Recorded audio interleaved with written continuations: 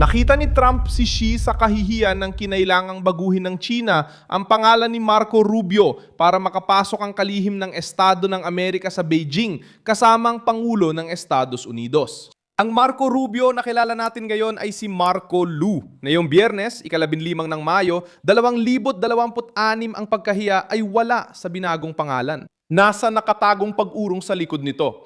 Pinarusahan ng Beijing si Rubio dahil sa kanyang kritisismo sa China, sa Hong Kong, sa mga Uyghur at sa matigas niyang pagtutol sa Partido Komunista ng China. Dinala ni Trump ang taong ito sa China at inilagay ang leader ng bansa sa mahirap na pagpipilian. Harangin si Rubio o magkaroon ng direktang krisis sa Washington. O tanggapin si Rubio at subukang pagtakpan ang pagkatalo gamit ang isang manyobra sa pagsasalin. Pinili ni Xi na pagtakpan. Ang kinailangang magpalit ng pangalan ay ang China. Si Xi ang kinailangang magbukas ng pinto. At sino ang gumawa nito? Si Trump na ginawang simbolo ng lakas ang isang pinatawan ng parusa. Ikukuwento ko lahat ng yan kaya mag-subscribe ka sa channel para laging updated gamit ang real-time na impormasyon at pinakamagandang kalidad ng balita. Ayon sa kredibilidad, Milson Alves, hindi pumasok si Rubio sa China bilang turista o bilang hindi pangunahing tauhan. Dumating siya kasama ng delegasyon ng Pangulo ng Amerika sa isang mataas na antas na pagbisita ni Trump at Xi, kasabay ng usapan sa Kalakalan, Taiwan, Taripa at pandaigdigang tunggalian. Ang pagkatalo ni Xi ay lumitaw sa detalye na sinubukan ng Beijing gawing isang burokratikong detalye. Kung bawal pumasok si Rubio, bakit siya nakapasok? Kung talagang malakas ang parusa ng China, bakit kinailangan pang gawing laro ng pagsasalin? Noong 2020, si Marco Rubio, senador noon, ay pinuntirya ng China dahil sa matindi niyang kritisismo sa rehimeng komunista. Tinuligsan niya ang panunupil sa Hong Kong, isiniwalat ang abuso sa mga Uyghur at sinuportahan ang matibay na paninindigan ng US laban sa Beijing. Tumugon ang China sa pamamagitan ng parusa kay Rubio at iba pang Amerikanong personalidad. Sa praktika, nais ng Beijing iparating na ang kumukontra sa Partido Komunista ng China ay may kapalit. Pero si Trump, nang italaga si Rubio bilang kalihim ng Estado, ay ginawang pinuno ng diplomasyang Amerikano ang taong pinatawan ng parusa. Dito pumasok ang pagkailang, hindi basta pwedeng mapanggap si Xi na hindi umiiral si Rubio. Hindi rin niya pwedeng pigilan ang kalihim ng Estado ni Trump nang hindi nagdudulot ng malaking krisis habang bumibisita ang Pangulo. Pinalitan ng mga Chino ang anyo ng pangalan sa Chino at gumamit ng ibang transliterasyon para mapayagan si Rubio. Ang lalaking gustong ipagbawal ng China ay hayagang nakapasok, protektado ng kapangyarihan ni Trump. Si Xi ang naipit sa sarili niyang parusa. Isinamalaw ni Trump si Rubio sa delegasyon at pinilit ang China na mamili sa pagitan ng dalawang kahihiyan. Pigilan ang pagpasok ng kalihim ng Amerika at lumika ng krisis kasama ang Washington o payagan siyang makapasok at ipakita na kayang lampasan ang parusa ng China kapag ang presidente ng Estados Unidos ang nagdidikta. Ang malamig na pakikipagkamay ni Xi kay Rubio na nakunan ng kamera ay lalo pang nagpatibay sa interpretasyong ito. Alam ni Xi kung sino ang kaharap niya, hindi lang basta si Marco Rubio. Siya ang senador na bumatikos sa China, ang politikong nagsulong ng presyon laban sa Beijing at ngayoy bumalik bilang kalihim ng Estado sa administrasyong Trump. Hindi nagpakita ng kontrol ang malamig na kilos ng China kundi pagkailang. Kinaharap ni Xi ang oposisyon ng Amerika na sinubukan niyang parusahan.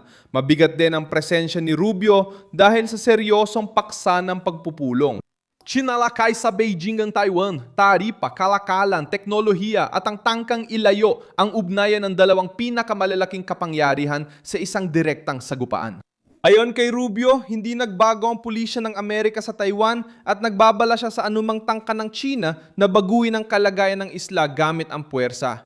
Mas naging makahulugan ang pangyayari. Ang lalaking pinarusahan ng Beijing ay pumasok sa China at patuloy na nagsalita tungkol sa pinaka-nakakainis na paksa para sa Partido Komunista ng China. Ginamit ni Trump ang pagbisita para ipakita na hindi magpapasakop ang diplomasya ng Amerika.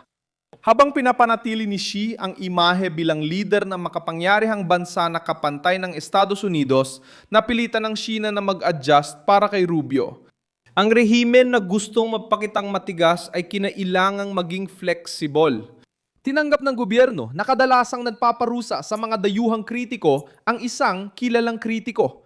Ang bansang gustong gawing halimbawa ng parusa si Rubio ay sa huli ginawang halimbawa ng pag-atras si Rubio.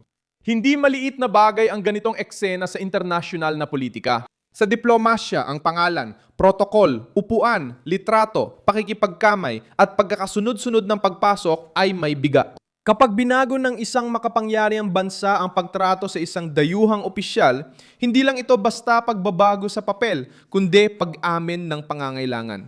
Kailangan ni Xi makipagpulong kay Trump.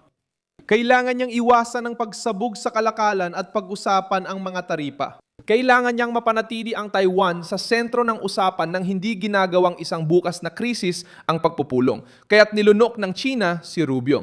Ayon sa kasaysayan, kapag kailangan ng malalaking rehimen ang Estados Unidos, tinatanggap nila ang mga simbolong dati nilang sinasabing hindi katanggap-tanggap. Noong 1972, bumisita si Richard Nixon sa China matapos ang mga dekada ng paglayo ng Washington at Beijing. Binuksan ng pagbisita ang landas sa normalisasyon ng relasyon at binago ang balanse ng Cold War. Tinanggap ng komunistang China ang isang Amerikanong presidente, kahit dati nilang ideological na kaaway ang Estados Unidos dahil kailangan nila ng panangga laban sa Unyong Sobyet. Ang hakbang na yon ay hindi lang pagbisita, kundi pag-amin ng estratehikong kalkulasyon. Kapag kailangang mabuhay ng Beijing sa loob ng mas malaking laro, isinasantabi nila ang ideolohiya at tinatanggap ang presensya ng Amerika. Ngayon, sa panahon ni Trump, lumitaw muli ang lohika sa ibang paraan. Hindi tinanggap ni Xi si Rubio dahil sa simpatya. Tinanggap niya ito dahil ang presensya ni Rubio ay may kasamang bigat ng Pangulo ng Amerika. Ipinakita na rin ng ibang mga bansa na ang mga parusa at political na veto ay madalas nagiging kasangkapan sa negosasyon kapag masyado ng mataas ang diplomatikong kapalit.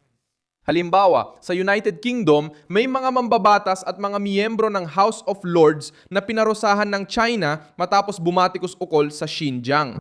Makalipas ang ilang taon, sinuspinde ng Beijing ang ilang parusa habang umiinit ang relasyon. Ang aral ay simple. Kapag gustong magparusa ng China, nagpaparusa ito para manakot. Kapag kailangan itong makipag-usap, naghahanap ito ng paraan para hindi magmukhang talunan. Kay Rubio, mas lalo pang nakakahiya ang naging paraan dahil hindi ito simpleng pagtanggal ng parusa kundi isang manyobra lang sa pangalan. Sinubukan ni Xi iligtas ang danggal niya pero lumabas na si Trump ang nagdala ng pinarusahan sa Beijing. Hanggang ngayon may epekto pa rin ito sa politika. Umalis si Rubio sa China na mas malakas ang dating kaysa nung dumating bilang simbolo ng tinagong pag-atras ng China. Umalis si Trump na tila pinilit niya si Xi na tanggapin ng isang kalabang pampulitika sa sariling bahay nito. Si Xi ay naiwan na may bigat ng pagpayag sa pagpasok ng taong nilabanan ng kanyang rehimen. Maaring tawagin itong pag-aayos ng wika, pagsasalin o maaring sabihin ng China na walang konsesyon. Ngunit kumalat na ito sa buong mundo.